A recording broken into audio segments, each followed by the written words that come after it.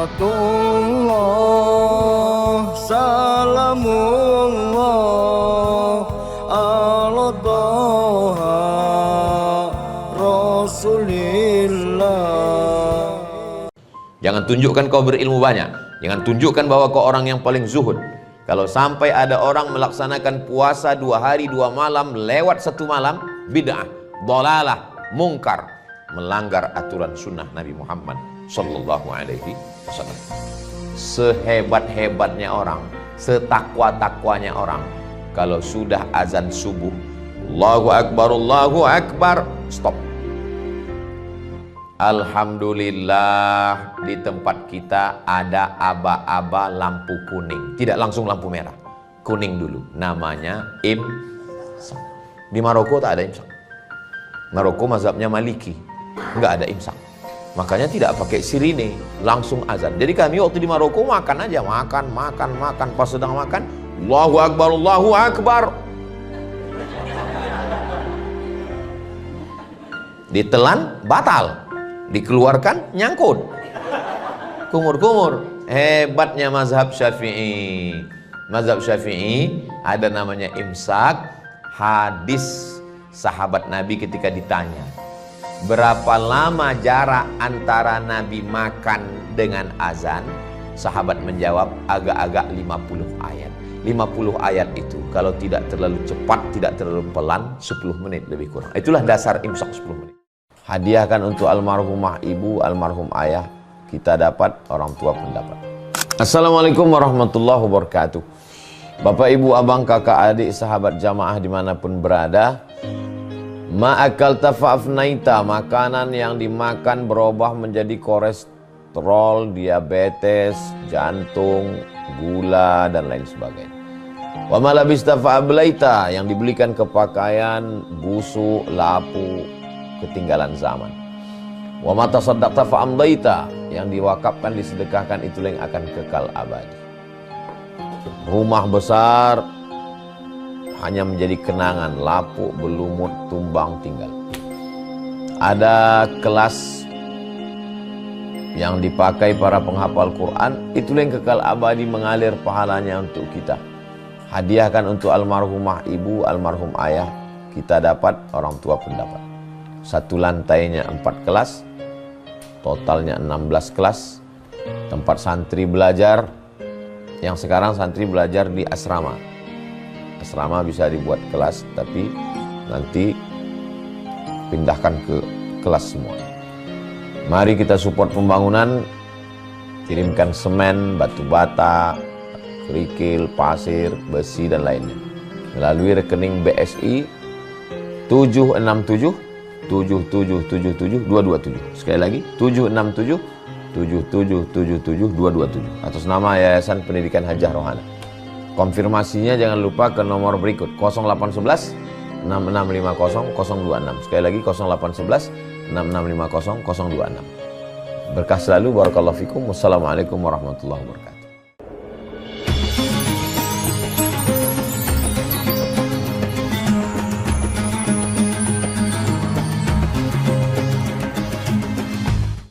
Assalamualaikum warahmatullahi wabarakatuh.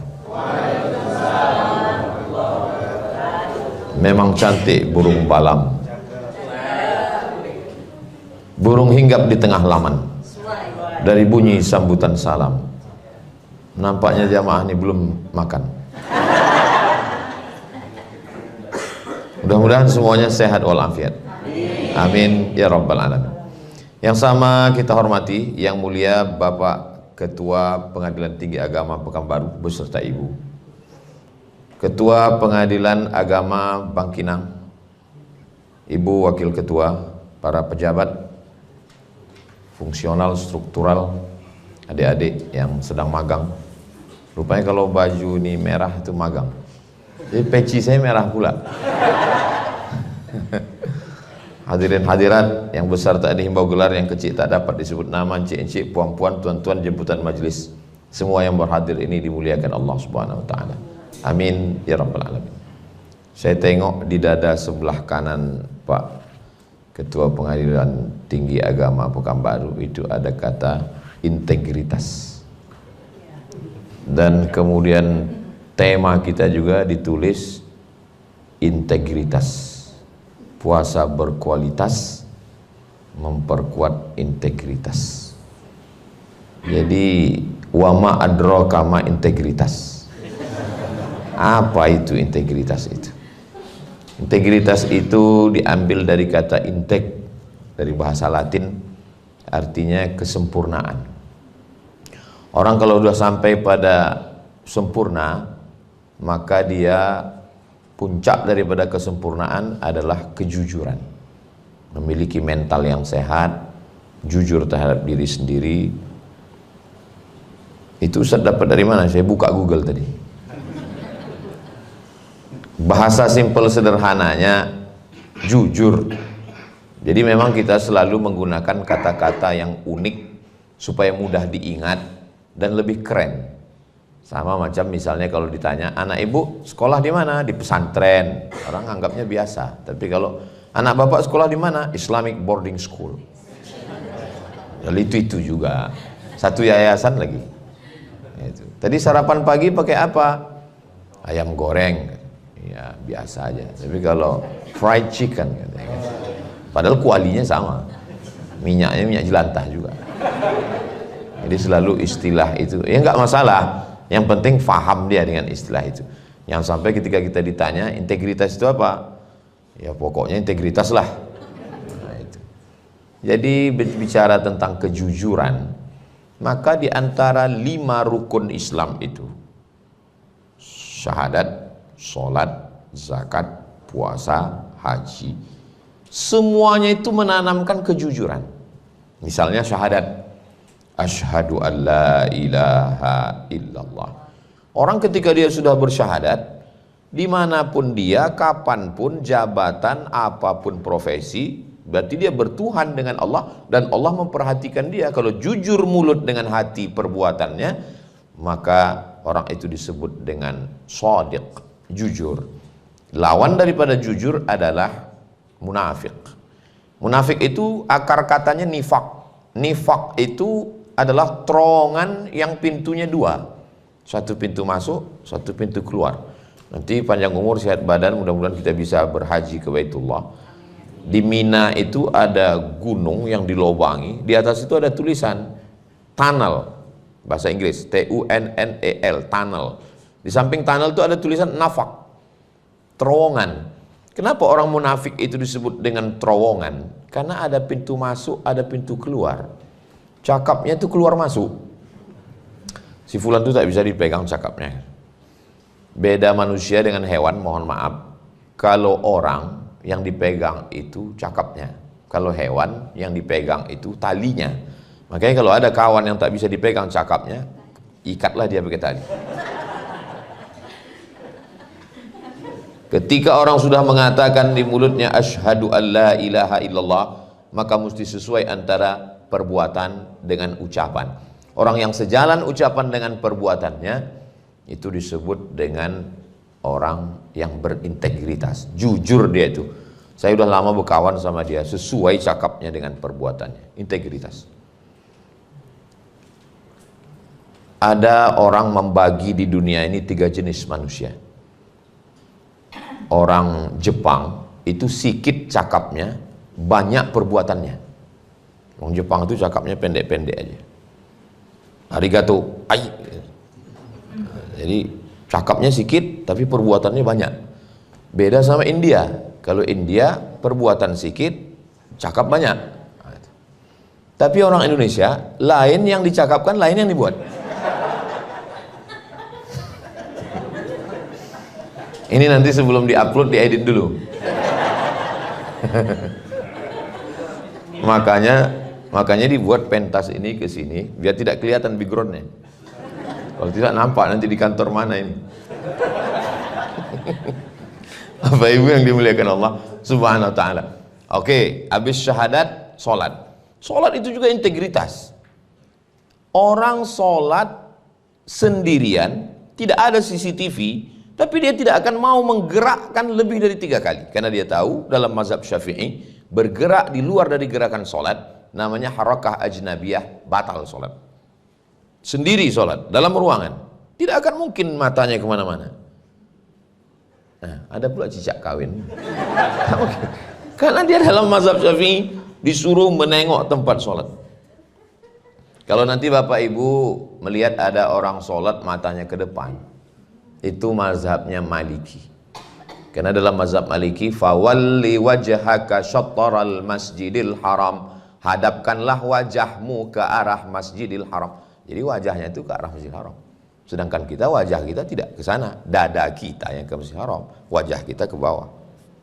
Makanya dianjurkan untuk ke masjid itu jangan pakai baju yang ada tulisan-tulisan di belakang nanti sholat tarawih. Karena ada juga orang yang matanya ditengoknya, tertulis gitu, coblos nomor. Kau lawan politik apa tanggung. Jadi orang tidak akan mungkin jelalatan dari mulai takbiratul ihram sampai salam. Kenapa? Karena sholat mengajarkan integritas, kejujuran walaupun sendiri. Gatal betul kepala dia, sekali garu, nggak akan diulangnya 3 kali, sekali. Gatal lagi, sekali. Gatal juga lagi, pergi ke apotik beli obat gatal. Berarti berkurap. Begitulah orang kejujuran. Sholat, syahadat, sholat, zakat. Zakat juga kejujuran, integritas. Siapa yang punya kambing 40 ekor, maka wajib mengeluarkan 1 ekor kambing zakat. Dia berintegritas. Kebetulan kambing dia 39 ekor. Yang 1 hamil. Menurut USG terakhir. Besok pagi, kata dokter hewan, mana yang lebih hebat, dokter manusia apa dokter hewan? Lebih hebat dokter hewan. Karena kalau dokter manusia dipegangnya, gejalanya apa ya Pak? Katanya. Kalau dokter hewan nggak pernah nanya. Mana pernah? Adik-adik yang masih muda, nanti kalau kalian nikah, usahakan dari bulan 1 sampai ke bulan 9 itu 1 dokter saja. Karena kalau pindah-pindah dokter, tidak ada dokter khusus. Ada orang istrinya hamil, pas sampai masa melahirkan dia bingung mau ke dokter mana. Sampai akhirnya dia bawa aja. Sampai di tengah jalan mulai tengok tertulis, masuk ke dokter. Katanya, Pak istri saya melahirkan, mohon maaf saya dokter hewan. Usahakan fokus periksa pada 1 dokter.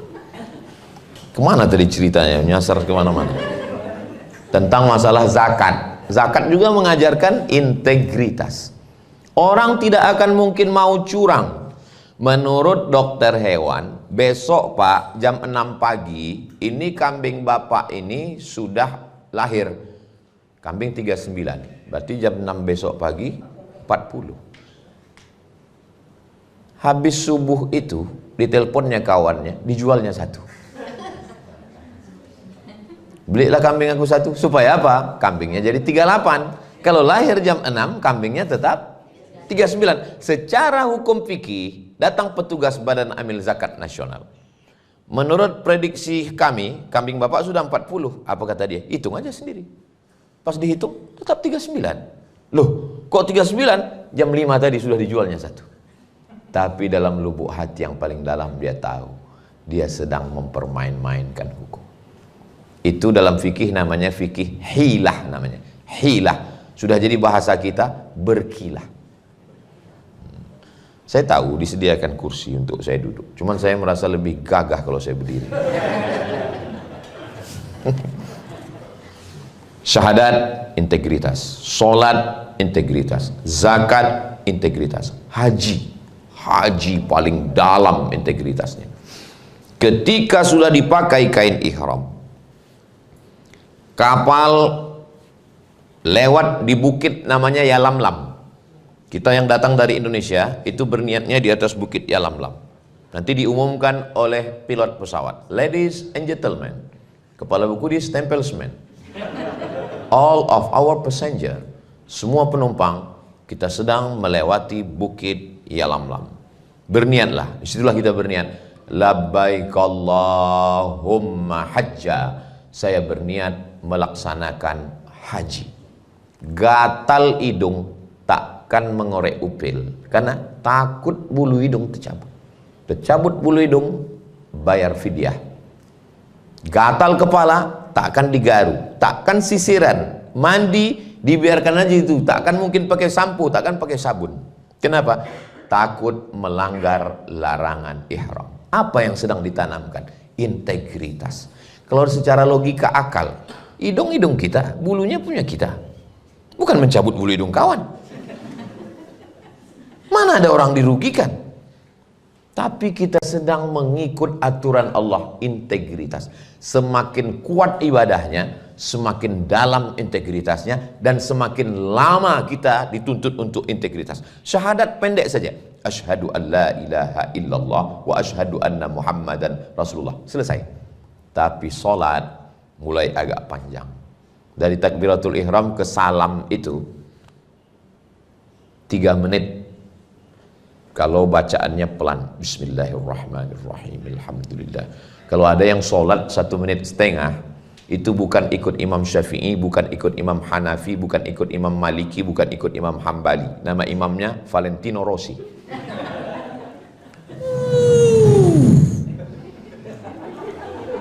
Saya sudah ukur sependek-pendek sholat 1 rakaat 1 menit. Allahu akbar kabira walhamdulillahi katsira wa subhanallahi bukratan wa asila wajjahtu wajhiya lilladzi fatara as-samawati wal arda hanifan musliman wa ma ana minal musyrikin inna salati wa nusuki wa mahyaya wa mamati lillahi rabbil alamin la syarika lahu wa bidzalika umirtu wa ana minal muslimin. Bismillahirrahmanirrahim. Alhamdulillahi rabbil alamin arrahmanir rahim maliki yaumiddin iyyaka na'budu wa iyyaka nasta'in ihdinas siratal mustaqim siratal ladzina an'amta 'alaihim ghairil maghdubi 'alaihim waladdallin amin. Bismillahirrahmanirrahim. Qul huwallahu ahadunillahus samad lam yalid wa lam yulad wa lam yakul lahu kufuwan ahad. Allahu akbar. Subhana rabbiyal azim wa bihamdihi subhana rabbiyal azim wa bihamdihi subhana rabbiyal azim wa bihamdihi sami Allahu liman hamidah rabbana lakal hamdu mil'us samawati wa mil'ul ardi wa mil'u ma syi'ta min syai'in ba'du. Allahu akbar subhana rabbiyal a'la wa bihamdihi subhana rabbiyal a'la wa bihamdihi subhana rabbiyal a'la wa bihamdihi Allahu akbar rabbighfirli warhamni wajburni warfa'ni warzuqni wahdini wa'afini wa'fu anni. Allahu akbar subhana rabbiyal a'la wa bihamdihi subhana rabbiyal a'la wa bihamdihi subhana rabbiyal a'la wa bihamdihi. Pas 1 menit. Saya kalau ngomong itu saya praktekkan karena kita bicara integritas ini. Jangan sampai sholat itu 1 rakaat 1 menit. Alah, ngomong aja itu. Ini kita bicara di depan orang-orang yang berintegritas. Ustadz, tahu dari mana para pegawai pejabat ini berintegritas? Kelihatan itu hatinya memancarkan kebahagiaan sesuai dengan wajahnya. Dari senyumnya kita tahu orang itu bahagia atau tidak. Ini kalau saya lihat ini dari senyumnya yang lepas, ini orangnya bahagia semua. Karena pernah saya ceramah di suatu tempat, saya pancing pakai pantun, senyumnya itu nggak lepas, senyum itu pendek aja. Kalau ini memang betul-betul bahagia. Bahagia itu letaknya di tangan, di kaki, di mata, di kepala atau di hati? Di hati. Dari hati itulah dia akan memancar ke mata dan ke telinga, ke mulut, ke senyuman, ke tawa, ke cara bersalaman dan lain sebagainya. Ini semuanya pentingnya. Sholat tapi tidak lama, 2 menit, 10 menit. Habis itu salam. Assalamualaikum warahmatullahi. Assalamualaikum warahmatullahi. Haji agak lama sedikit. Tanggal 8 hari tarwiyah, tanggal 9 hari Arafah, tanggal 10 wukuf. Tanggal 8 tarwiyah, 9 Arafah, 10 nahar, 11, 12, 13 tasyrik. 6 hari. Makanya pejabat-pejabat itu hajinya enggak lama. Berangkat tanggal 8 dari Jakarta, turun di Jeddah, langsung ke Arafah tanggal 9, tanggal 10 malam ke Musdalifah, 10 pagi ke Mina, 11, 12 pulang. Kita yang pergi haji 40 hari, menunggunya 30 tahun. Store 2025, berangkat 2055. Meninggal 2054. Kenduri tiap tahun. Pas tahun keberangkatan orang takziah. Bayangkan itu lamanya ibadah haji itu 8 hari 8 malam, mandi tidak pakai sabun, takut sisiran, takut pakai parfum, takut nyangkut daging onta di gigi, takut mencabut duri dari batang kurma. Yang hobi berburu, nembak, nangkap burung, Di Makkah ditengoknya lah begitu banyak burung merpati. Tapi semangat berburunya hilang. Kenapa? Karena tidak boleh membunuh binatang, tidak boleh menikah, tidak boleh menikahkan. Integritas 6 hari. Tapi yang paling panjang integritas adalah di bulan suci Ramadan. Syahadat, sholat, zakat, puasa, haji. Di puasa inilah integritas itu ditanamkan, kejujuran paling panjang. Masuk jam 12.30 menurut waktu Indonesia Barat, Riau, waktu zuhur. Semua pegawai, karyawan, perusahaan, BUMN masuk ke toilet untuk mengambil wudhu. Kunci pintu toilet, tak ada CCTV, tak ada Inspektorat Jenderal, tak ada BPK, tak ada KPK. Melihat air dalam bak macam cincau. Tinggal menambah santan sama gula merah aja lagi. Kalau dia mau, dia masukkan gayung, dia minum 1 gayung. Dia masukkan kepalanya ke dalam. Pas mau keluar dari toilet itu, keringkan bibir, miringkan kepala. Tak ada yang tahu. Tapi tidak ada satupun muslim yang mau melakukan itu. Kenapa? Dia sedang dididik kejujuran, integritas. Cobalah tengok nanti pas bulan Ramadan, orang Islam kalau dia kumur-kumur, sekali memasukkan air ke mulut, meludahnya 5 kali. Padahal sekali aja dikeluarkan air itu sudah habis, tidak ada lagi air di dalam. Kenapa? Takut tertelan. Hanya saja tidak sejalan, tidak seiring antara integritas dalam ibadah dengan integritas dalam aktivitas sehari-hari. Begitu takutnya tertelan air wudhu, air kumur-kumur setetes, tapi tidak takut tertelan air yang lain. Air korupsi, air nepotisme, air yang lain-lain. Alhamdulillah air-air itu sudah tidak ada lagi sekarang karena efisiensi. Air galon pun sudah tak ada lagi. Bapak Ibu yang dimuliakan Allah Subhanahu wa ta'ala. Kalau cerita tentang kejujuran, itu kan Nabi Muhammad, Pak Ustadz. Itu kan Abu Bakar, Umar, Utsman, Ali, Thalhah, Zubair, Aisyah, Ruqayyah, Ummu Kulthum. Itu kan orang-orang hebat penghuni surga, wali-wali Allah. Di zaman sekarang masih ada orang berintegritas. Saya pulang dari rumah sakit Arifin Ahmad. Pulang dari Arifin Ahmad, pagi-pagi di jalan Patimura. Dari jalan Patimura itu ditanya orang, Ustadz dari mana? Saya bilang, saya menjenguk ada pegawai kantor gubernur yang sakit. Oh, Bapak Anu Pak Ustadz. Iya, itu dulu kepala dinas tuh Pak Ustadz katanya. Terus waktu dia kepala dinas dulu Pak Ustadz, kata jamaah ini, kesaksian dia langsung di warung lontong jalan Patimura. Waktu dia kepala dinas dulu Pak Ustadz, kami datang bawa duit 1 koper. Karena kami tahu anak dia sedang kuliah di Australia, dia perlu banyak duit dolar. Lalu kami bilang sama dia, Pak, kasihlah proyek itu ke kami, ini duit. Apa kata dia? Saya tidak mau anak bini saya makan haram. Jadi di situ saya sebagai ustadz, sebagai penceramah, mau ditunjukkan Allah Ta'ala bahwa di zaman sekarang pun orang-orang yang berintegritas itu ada. Cuman cerita tentang makhluk integritas ini adalah makhluk unik, langka yang perlu dibudidayakan. Mereka ini sudah hampir punah seperti dinosaurus. Tapi di kantor kita insya Allah masih banyak, insya Allah. Semuanya ini insya Allah berintegritas, insya Allah. Amin. Ya Rabbal Alamin. Dari bunyi aminnya nggak yakin juga saya. Amin. Orang ini bukan tidak integritas Ustaz. Orang-orang yang tawadhu itu nggak ngaku, dia rendah hati.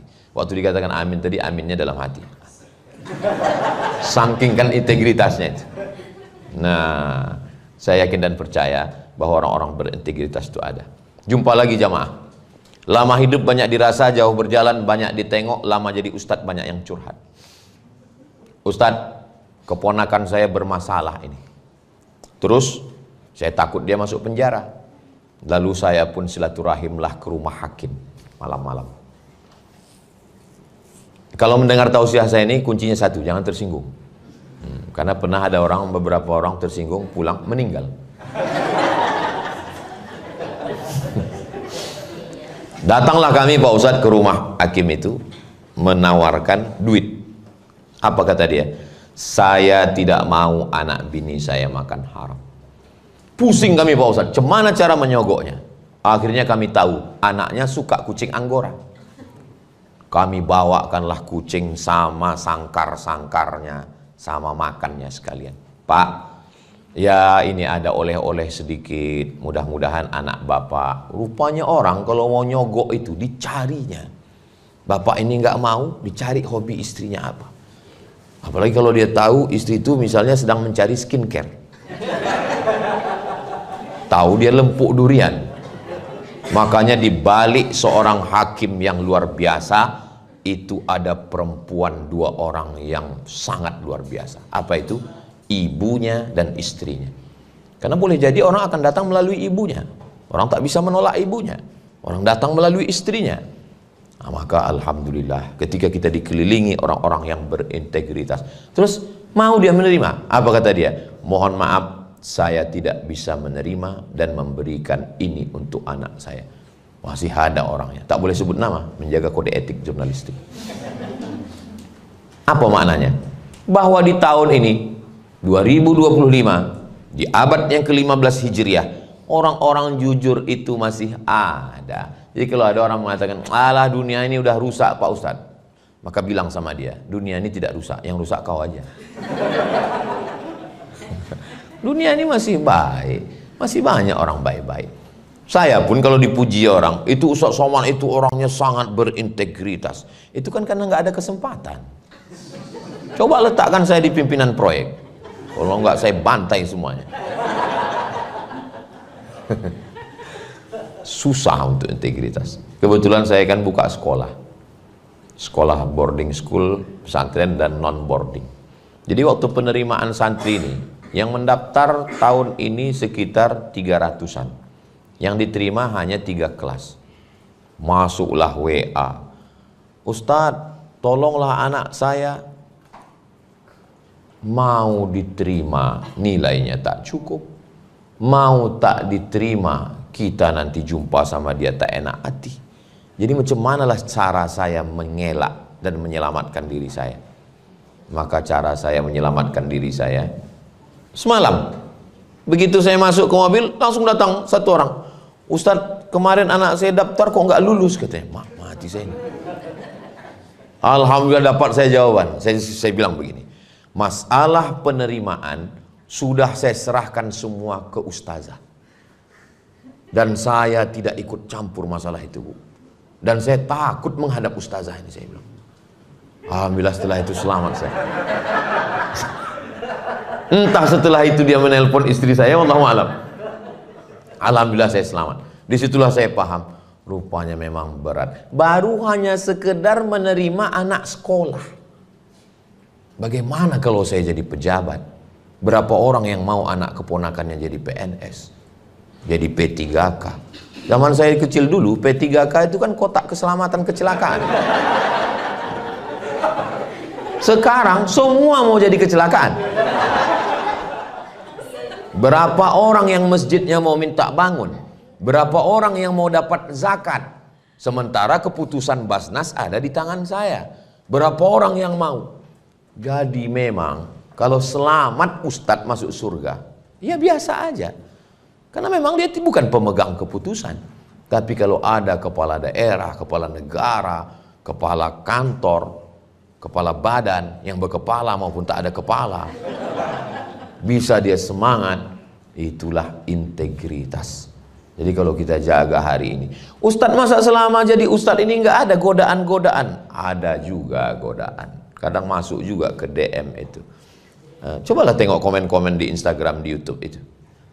Ustadz jadikan aku yang kedua ya. Gitu. Mohon maaf, walaupun saya tausiah di sini, tapi ini kan yang menonton ini nasional, semua menonton. Kan ini nanti akan diupload di channel Ustaz Abdul Somad Official. Jangan lupa subscribe, like, share. Jangan sakit hati, jangan tersinggung kalau saya tidak pernah balas komen dan tidak pernah balas DM, tidak pernah balas message. Kenapa? Karena saya tahu tentang lemah diri saya. Maka Instagram, Facebook, Twitter, TikTok, saya tidak tahu passwordnya.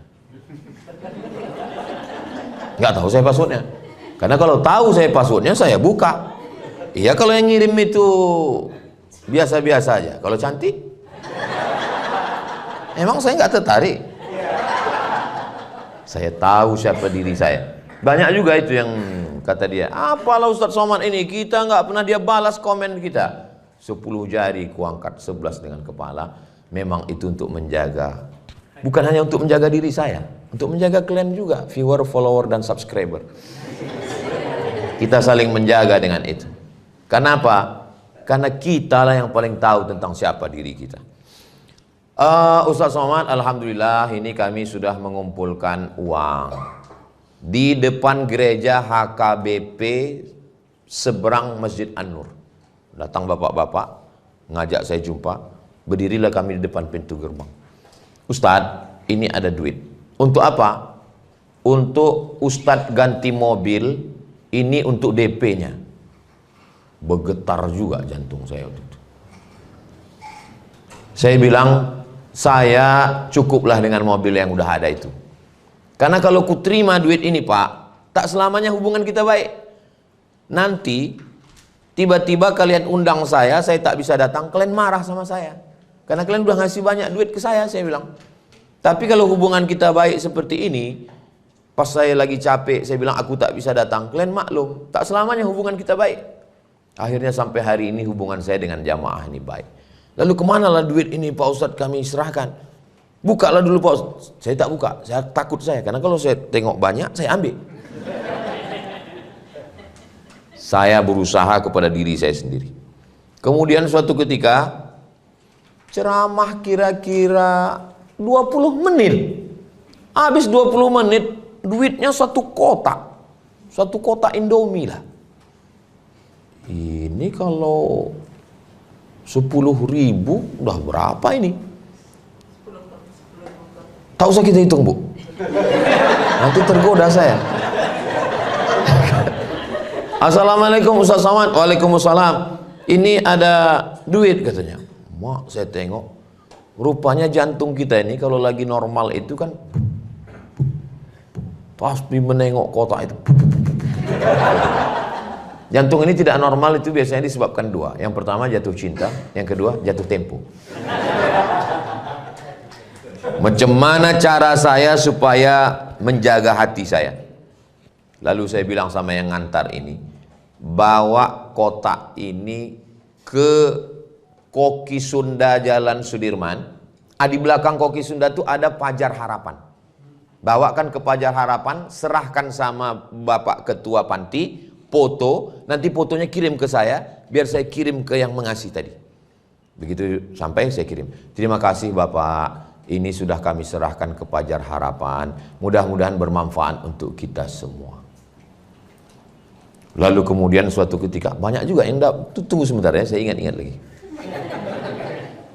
Ustadz Somad, mobil Ustadz ini kalau kami lihat ini sasisnya ini nggak cocok untuk Riau Pak Ustadz. Riau ini jalannya ini goncang, kami khawatir nanti Ustadz kecelakaan. Jadi kami mau kasih mobil yang kira-kira kalau jalan dia kuat. Tolong KTP Pak Ustadz. Saya kirim foto KTP saya. Beberapa hari setelah itu, alhamdulillah Ustadz, mobilnya sudah sampai Merak Bakauheni, udah nyebrang. Insya Allah nanti beberapa hari ini kami telepon Ustadz ya, mobilnya sampai nanti insya Allah di rumah. Saya bilang, saya ini bukan Ustadz yang kaya, saya ini rumah kecil, garasinya tak banyak, tak muat nanti parkir. Jadi gimana? Kalau Bapak tetap kirim juga, nanti saya serahkan lagi ke Panti Pajar Harapan, saya bilang. Tak lama setelah itu, agak-agak 5 menit, mohon maaf Pak Ustadz, mobilnya balik lagi ke Jakarta.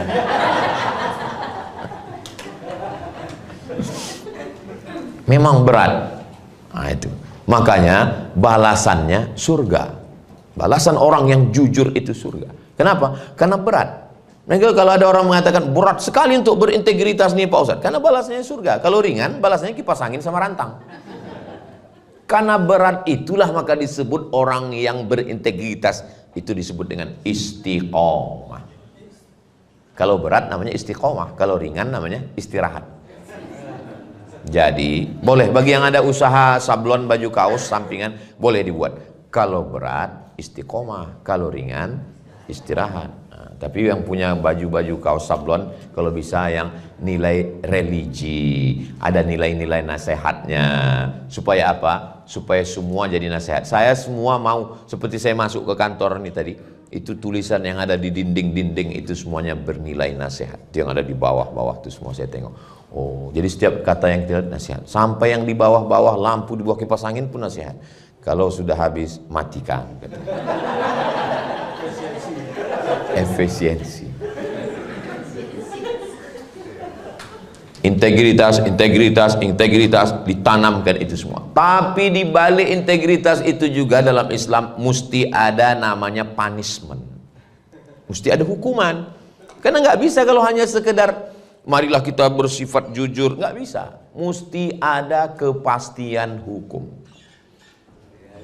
Ini anak Ustadz Dr. Faisal Saleh. Dia ini kalau mau ke rumah saya minta sendiri. Saya mau ke rumah Ustadz Somad. Jadi saya pernah diundang orang. Ustadz Somad, kami mau buat acara untuk anak-anak muda. Kira-kira Ustadz yang khusus anak muda itu cocoknya siapa ya? Katanya. Lalu saya inventarisir. Koh Denis, Ustadz Salim Afillah, Ustadz Hanan At-Taki, itu khusus anak muda saya bilang. Kalau Ustadz Somad, saya ini lintas usia saya bilang. Sampai anak kecil pun cari-cari saya.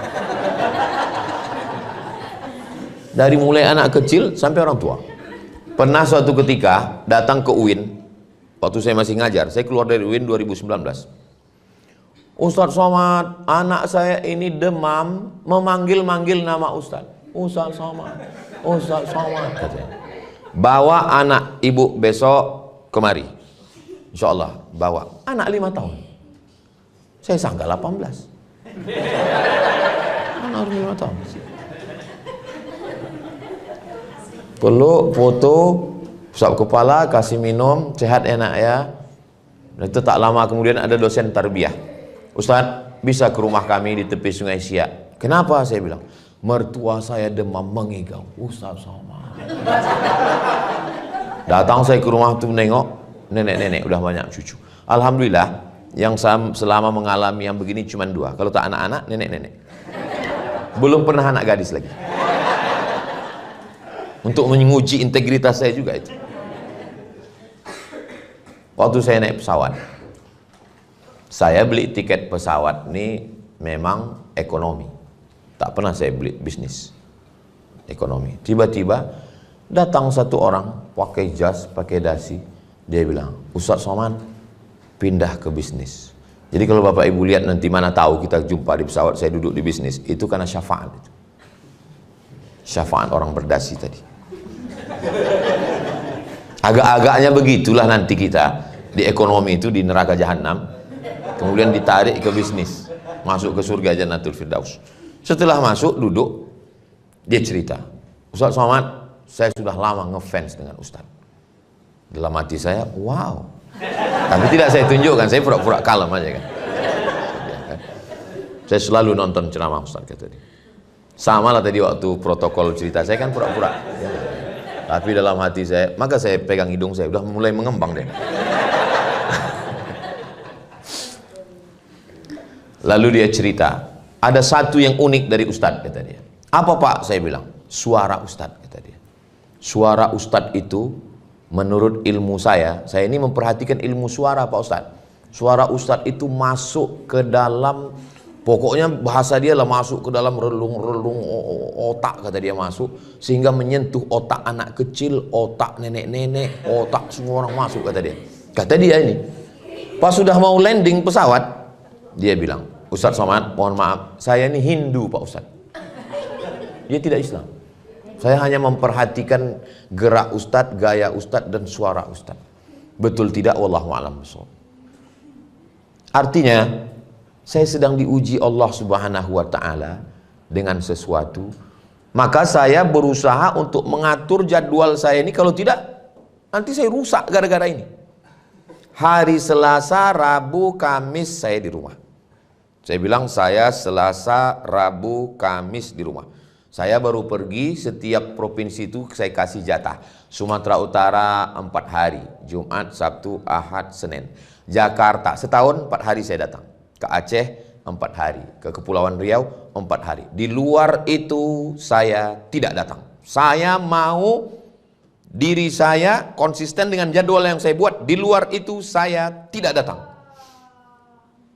Masuk telepon. Assalamualaikum, waalaikumsalam. Tim Ustaz Somad, iya, kami mau ngundang. Nanti kami siapkan tiket pesawat. Dan kami, kalau tidak bisa Ustaz Somad pakai pesawat reguler, nanti kami kirimkan private jet mendarat di Sultan Syarif Qasim II. Dalam hati saya, gua banget ini. Inilah masanya kita naik private jet. Baru kita foto-foto kan, kita upload di Instagram, baru kita buat caption di bawah. Emang kaleng-kaleng. Tapi berpikir lagi, aku kan sudah ngomong ke tim kemarin bahwa saya konsisten. Kalau sudah kukasih 4 hari satu provinsi, maka saya tidak akan keluar dari sini. Di luar jadwal ini saya tidak akan datang. Itulah pentingnya kita berkawan. Dan kawan kita yang kira-kira kalau kita melanggar kita jadi malu. Gimana Ustadz? Kata kawan saya ini. Jadi kita berangkat.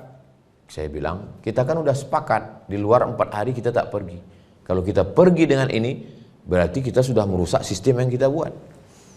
Padahal dalam hati saya kalau tak ku ceritakan kemarin kan untung juga ya.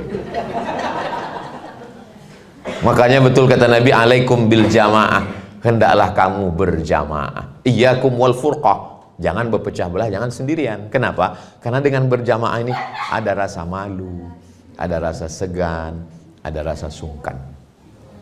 Ustadz tadi ngatakan di rumah hari apa aja Ustadz? Hari Selasa, hari Rabu, hari Kamis. Ini hari Rabu. Hari Rabu kok Ustadz ceramah?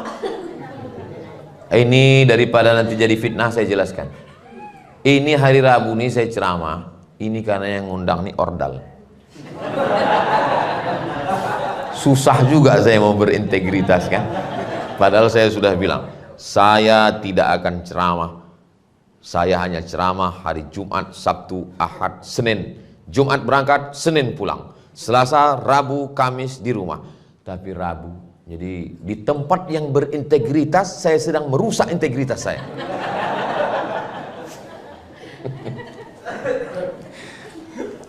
Itu perlu saya ceritakan di sini supaya apa? Jangan ada dusta di antara kita. Nanti mana tahu ada. Alah Ustaz Somad itu ngomong aja itu integritas katanya nggak mau keluar hari Selasa, Rabu, Kamis. Itu buktinya kemarin ada rekamannya. Itu lain, itu dakwah menyambut Ramadan. Pandai kalian lah menolong saya. Saudara yang dimuliakan Allah Subhanahu wa taala, mungkin orang bisa berintegritas, tapi kalau sudah bicara tentang keinginan anak, keinginan istri, keinginan kawan, karena persahabatan, banyak sekali sangkutan-sangkutan kita. Tapi kalau Allah menjaga hati kita, ala fil jasadi mudghah, di dalam jasad tubuh badan ini ada satu gumpal. Kalau dia baik, insya Allah yang lain ikut menjadi baik. Kalau dia rusak, yang lain ikut menjadi rusak. Mudah-mudahan Allah menjaga kita semua insya Allah. Amin. Ya Rabbal Alamin. Di Ramadan ini nanti akan kita jaga integritas kita di bulan suci Ramadan.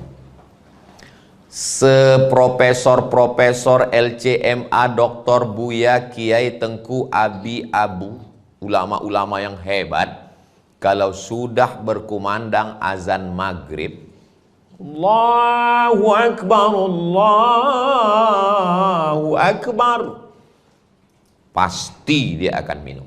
Kalau dia menahan puasanya setelah azan maghrib, berarti dia sudah melawan sunnah Nabi Muhammad sallallahu alaihi wasallam. Apa itu? Integritas. Jangan tunjukkan kau berilmu banyak. Jangan tunjukkan bahwa kau orang yang paling zuhud. Kalau sampai ada orang melaksanakan puasa 2 hari 2 malam lewat 1 malam, bid'ah, dhalalah, mungkar, melanggar aturan sunnah Nabi Muhammad sallallahu alaihi wasallam. Sehebat-hebatnya orang, setakwa-takwanya orang, kalau sudah azan subuh, Allahu Akbar, stop. Alhamdulillah, di tempat kita ada aba-aba lampu kuning, tidak langsung lampu merah, kuning dulu, namanya imsak. Di Maroko tak ada imsak. Maroko mazhabnya Maliki, nggak ada imsak, makanya tidak pakai sirine, langsung azan. Jadi kami waktu di Maroko makan aja, makan, pas sedang makan, Allahu Akbar, ditelan batal, dikeluarkan nyangkut, kumur-kumur. Hebatnya mazhab Syafi'i. Mazhab Syafi'i ada namanya imsak. Hadis sahabat Nabi ketika ditanya, berapa lama jarak antara Nabi makan dengan azan? Sahabat menjawab, agak-agak 50 ayat. 50 ayat itu kalau tidak terlalu cepat, tidak terlalu pelan, 10 menit lebih kurang. Itulah dasar imsak 10 menit. Itu makanya kalau azan subuh jam 5, jam 4.50 kita sudah imsak, gosok gigi, sudah bersih, sudah nyaman. Tapi imsak bukan lampu merah, lampu kuning. Mana tahu capek, tidak fit dari luar kota, tiba-tiba nanti bangunnya pas bunyi sirine, bangun. Jangan sampai tidak makan, langsung ke dapur, ambil nasi, ambil asam podeh bawang, ambil sambal belacan, nggak sempat mengunyah, blender langsung. Blender, ambil pipet yang besar. Nawaitu shoma ghadin an ada'i fardhi syahri Ramadan hadhihi sanati lillahi ta'ala.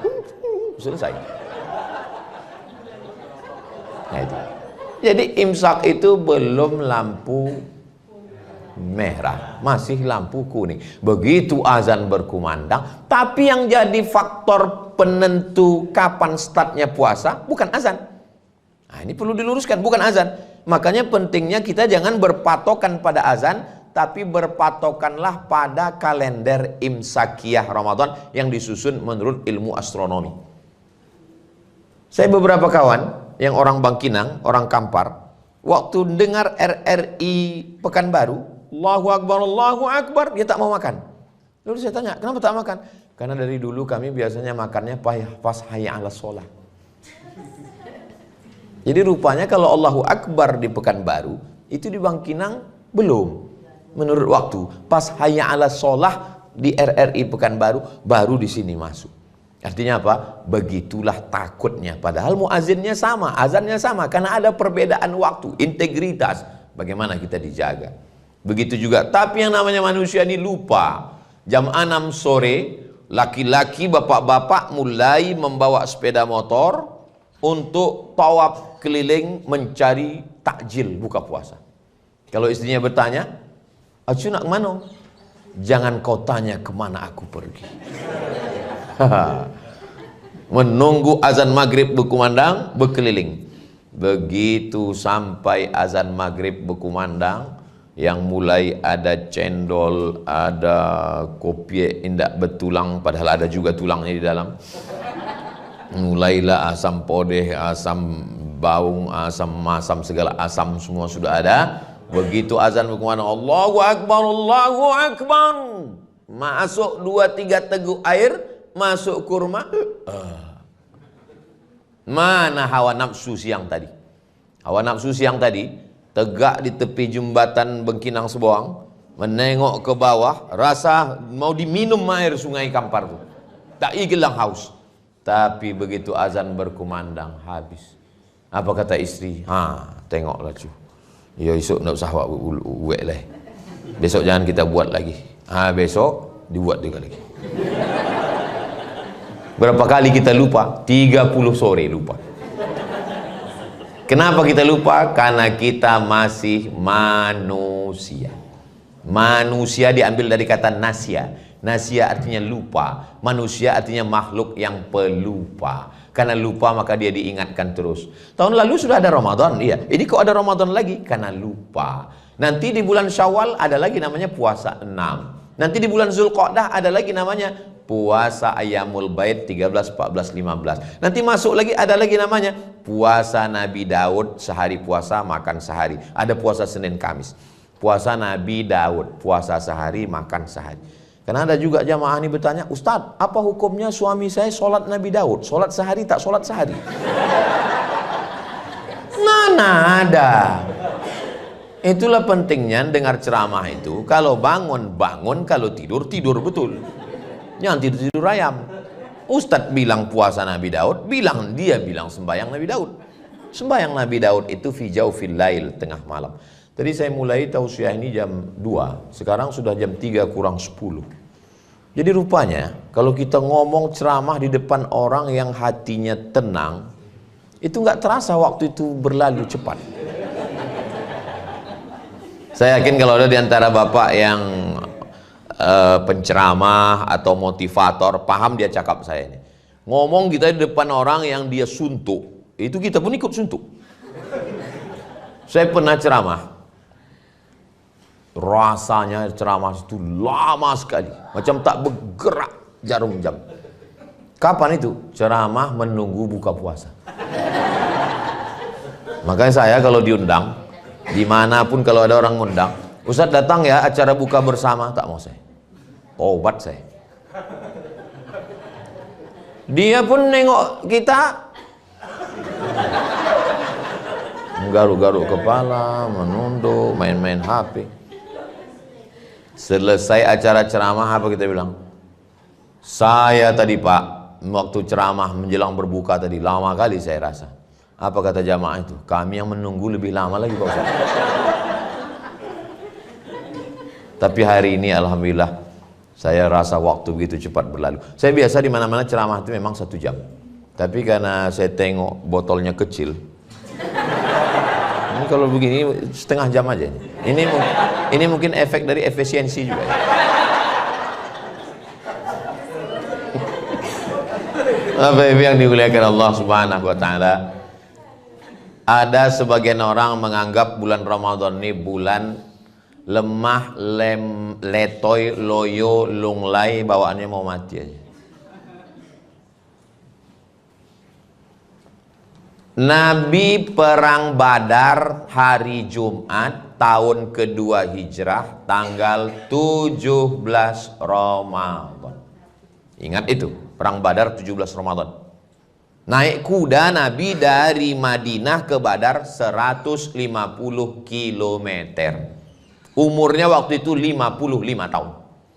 Nabi dapat wahyu umur 40. Berdakwah di Makkah 13. 4 tambah 13, 40 tambah 13, 53. Perang tahun kedua, 55. Umur 55, bulan puasa, perang 150 km naik kuda. Ramadan, Nabi puasa. 17 Ramadan, hari Jumat. Ini Mesir, ini Israel. Mesir merebut Israel dan menang pada tanggal 10 Ramadan. Dibuatkan satu kota di Mesir namanya kota 10 Ramadan. Panjang umur, sehat badan, nanti kita umroh singgah ke Mesir insyaallah. Ongkos tanggung masing-masing. Lalu kemudian ini Afrika Utara, ini Andalusia. Nama panglima perangnya namanya Jabal, namanya Tariq bin Ziyad. Lalu kemudian mereka naik kapal melewati Samudra Atlantik. Ada bukit di situ disebut dengan Gibraltar. Waktu mereka sampai ke sana dan mereka mampu merebut negeri itu, 700 tahun Islam berkuasa di sana. Negeri itu disebut dengan Andalusia. Andalusia itu sekarang adalah Real Madrid, Barcelona. Dan itu direbut pada bulan Ramadan. Indonesia merdeka 17 Agustus 1945 bertepatan dengan Ramadan. Yang mengerek bendera puasa, yang meneriakkan perang mengusir Belanda itu orang puasa.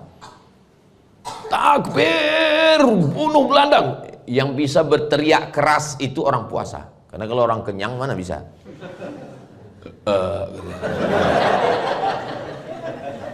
Indonesia ini merdeka karena orang yang berpuasa.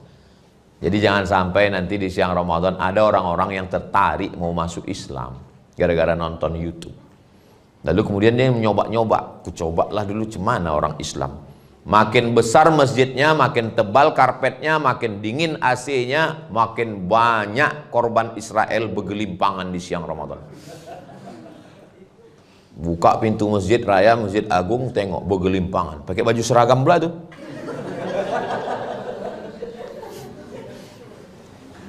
Bangun. Kenapa tidur siang bulan Ramadan? Pandai pula dia menjawab. Naumus shaim wal ibadah. Tidurnya orang puasa adalah ibadah. Habis itu loloknya lagi. Ini bukan ajaran Islam. Ada orang Barat masuk Islam. Setelah masuk Islam, sholat dia. Pulang sholat, hilang sendalnya. Apa kata dia? Alhamdulillah aku masuk Islam bukan karena menengok orang Islam. Kalau menengok orang Islam, murtad lagi karena sendal hilang. Orang Islam tidak mencerminkan ajaran Islam. Al-Islam mahjubun bil muslimin. Islam itu bagus. Islam itu ibarat produk yang produknya bagus, tapi bintang iklannya tidak menarik. Misalnya saya kan banyak mengendorse. Lihat nah di Instagram saya yang followernya 9 juta itu. Maksudnya yang belum follow lah. Datanglah orang misalnya perusahaan susu cair penambah berat badan. Mau mengangkat saya menjadi brand ambassador.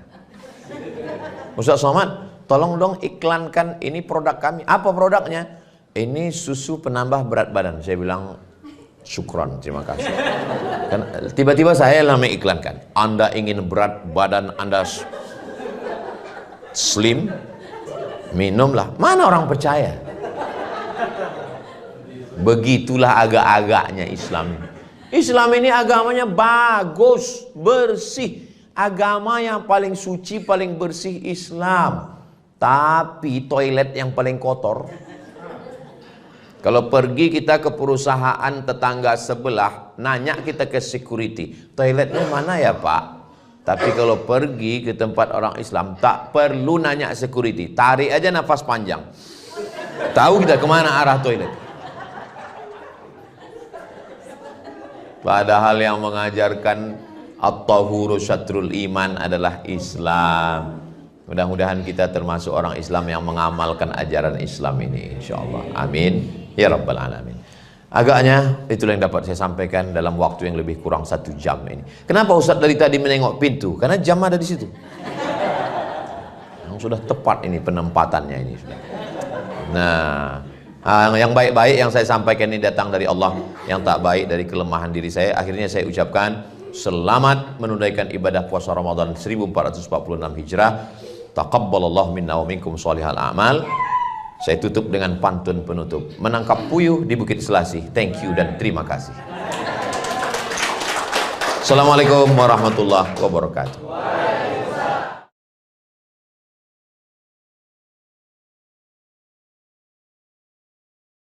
Salatullah, salamullah,